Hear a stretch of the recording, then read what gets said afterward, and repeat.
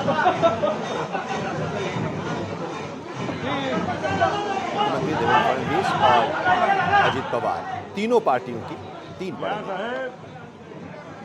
एक ऐतिहासिक जीत, और इस जीत के बाद अब जश्न का माहौल और एक दूसरे को मिठाई खिलाते हुए प्रफुल्ल पटेल भी वहां पर हैं। एनसीपी के नेता चंद्रशेखर बावनकुले, महाराष्ट्र के प्रदेश अध्यक्ष भारतीय जनता पार्टी के एकनाथ शिंदे, शिवसेना के, और शिवसेना ने एक ऐतिहासिक जीत दर्ज की है और इसने स्पष्ट कर दिया कि सिर्फ चुनाव आयोग ने उनकी पार्टी को मान्यता दी है, यही नहीं, जनता ने भी उन्हें स्वीकार किया है और जनता ने भी अभी मुहर लगा दी है कि एकनाथ शिंदे की ही शिवसेना असली शिवसेना है और अजित पवार की एनसीपी असली एनसीपी है। इस पर मुहर लगा दिया है और यही देखिए, महाराष्ट्र के तमाम बड़े नेता इस वक्त एक साथ और इस प्रेस कॉन्फ्रेंस में विक्ट्री साइन देते हुए रामदास आठवले, केंद्रीय मंत्री, और एनसीपी के वरिष्ठ नेता प्रफुल्ल पटेल,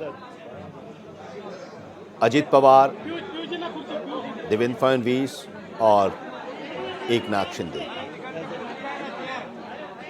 अब यहाँ पर इसी का इंतजार था जिसकी हम लोग चर्चा कर रहे थे और इसका विश्लेषण भी कर रहे थे, और लगातार अब ये सवाल पूछा जा रहा है कि इस बड़ी जीत के बाद मुख्यमंत्री कौन होगा। क्या एकनाथ शिंदे ही मुख्यमंत्री रहेंगे या बड़ी पार्टी भारतीय जनता पार्टी, जिसने अभी तक की सबसे बड़ी जीत दर्ज की है 130 सीटों के साथ, तो क्या महाराष्ट्र के का अगला मुख्यमंत्री भारतीय जनता पार्टी का होगा। दावे सब कर रहे हैं, मांग सब अपने हर पार्टी के जो कार्यकर्ता हैं वो चाह रहे हैं कि उनकी पार्टी का ही नेता मुख्यमंत्री हो, लेकिन सबने ये कहा है कि तीनों पार्टी मिलेंगे, बैठेंगे और उसके बाद हम इस पर फैसला करेंगे कौन होगा सीएम। कोई हमारे बीच में राज्याचे मुख्यमंत्री एकनाथराव शिंदे साहेब, देवेंद्रजी, प्रफुल्लभाई रामदास आठवले साहेब, पीयूष गोयल साहेब, चंद्रशेखर बावनकुळेजी, नीलमताई गोरे, सर्व महायुतीचे सन्माननीय उपस्थित असणारे मान्यवर नेते, पदाधिकारी, कार्यकर्ते आणि पत्रकार मित्रांनो, आपण आज सकाळी काउंटिंग सुरू होईपर्यंत प्रत्येक जण आपापले परीनं अंदाज व्यक्त करत होते। काल तर मी स्वतः वेगवेगळ्या चॅनलला बघत होतो, म्हणजे आम्ही तिघं कशातच नसल्यातच जमा होतो, बाकीच्यांच्या गाड्या फिरवणं, ड्रायव्हिंग करणं, इकडे जाणं तिकडे जाणं, इतकं काही सुरू होतं की आम्ही पहिल्यांदा 1:45च्या पुढे जाऊ आम्हाला वाटत होतं। कालचं सगळं बघितल्यानंतर आम्हाला वाटायला लागलं की आपण कुठेतरी खाली जातोय का काय, परंतु महाराष्ट्रातल्या जनतेने विकासाकडे बघून महायुतीला प्रचंड अशा प्रकारचं जे यश प्राप्त करून दिलंय त्याबद्दल महाराष्ट्रातल्या तमाम जनतेचं महायुतीच्या वतीनं व्यक्तिशः माझ्या वतीनं मी त्यांना मनापासून धन्यवाद देतो, मनापासून आभार मानतो। सगळेच कार्यकर्ते राबले, उमेदवार राबले, सगळे सहकारी घटक पक्षाचे, मित्र पक्षांचे सगळे आमचे सहकारी त्याच्यामध्ये स्वतःला झोकून दिलं आणि सगळ्यांनी ही निवडणूक आपली स्वतःची निवडणूक आहे असं समजून त्या ठिकाणी कामाला लागले। आमच्या ज्या योजना होत्या योजनांच्याबद्दल बरेच थोडीशी चेष्टा मस्करी करण्यात आली, आम्हाला त्याच्यामध्ये दोष देण्यात आला, आमची थोडंसं टीका टिप्पणी करण्यात आली की राज्य कंगाल केलं, अमुक झालं तमुक झालं, परंतु नंतर त्यांचे जाहीरनामे बाहेर आल्यानंतर आम्हाला ते दिसलं की हे काय चाललेलं आहे, कसं चाललेलं आहे, कुठलाही हिशोब न ठेवता अशा प्रकारचे जाहीरनामे बाहेर आले आणि आपण सगळ्यांनी त्या ठिकाणी पाहिलं। आम्ही मुळात काय केलं, लोकसभेच्या निवडणुकीच्या निमित्तानं आम्हाला मोठं अपयश आलं, म्हणजे महाराष्ट्रामध्ये आम्हाला तिघांनाही वाटलं नव्हतं की बाबा अशा प्रकारचं आपल्याला अपयश मिळेल, परंतु ते मिळालं, आम्ही ते मान्य केलं, त्याच्यातून आम्ही पुन्हा सावरण्याचा प्रयत्न केला।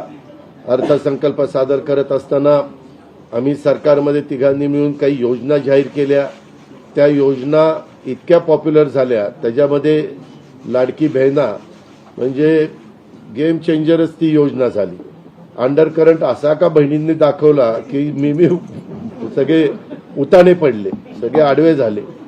एक माझं स्वतःचं स्पष्ट मत आहे, प्रत्येकाची वेगवेगळी मतं असू शकतात आणि उलट आमच्यावर आता जबाबदारी वाढलेली, कारण एवढ्या प्रचंड बहुमताने, म्हणजे मी तर जसा राजकारणात आलोय तसं 222 आणि 225 महायुतीला किंवा कुठल्याही आघाडीला महाराष्ट्रामध्ये तरी कधी असं यश मिळालेलं माझ्या तरी पाहण्यात नाही, माझ्या तरी ऐकवत नाही.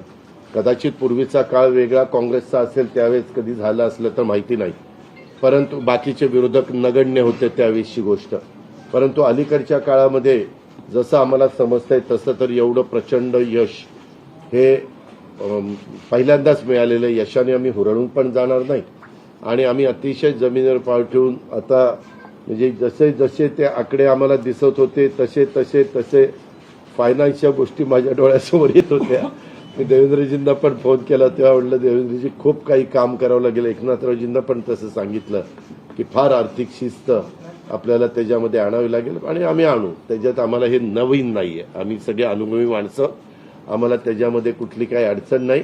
आणि शिवाय आमच्या पाठीशी केंद्र सरकार आहे, तो आम्हाला खूप मोठा एक आधार आहे. एक आमच्या पाठीशी एक मोठा भक्कम अशा प्रकारचा भरोसा आहे.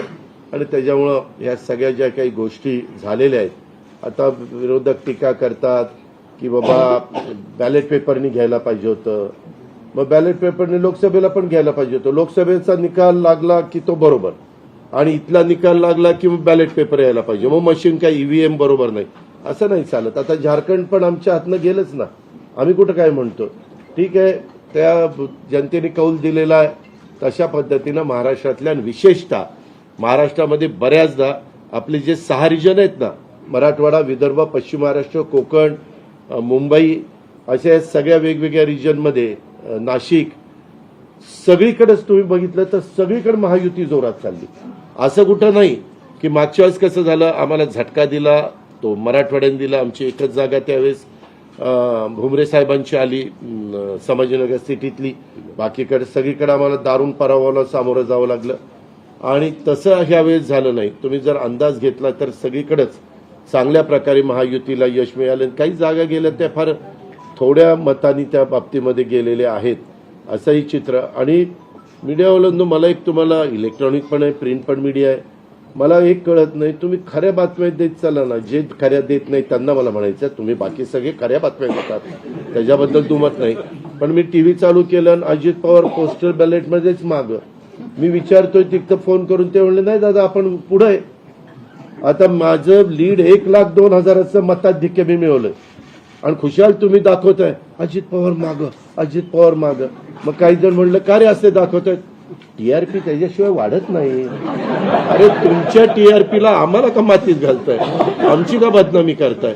त्याच्यामध्ये मी नंतर पुन्हा अधिकाऱ्यांच्याकडनं माहिती घेतली की नक्की पोस्टल बॅलेट किती झाले. पोस्टल बॅलेटमध्ये पण आम्ही पुढे होतो आणि रेग्युलर मतदानामध्ये पण पुढे होतो. सांगायचं तात्पर्य की बाबा तुमच्यावर सगळ्या चॅनलवर जनतेचा एवढा विश्वास आहे, म्हणजे विश्वास नाही ते सकाळच्या 9 वाजता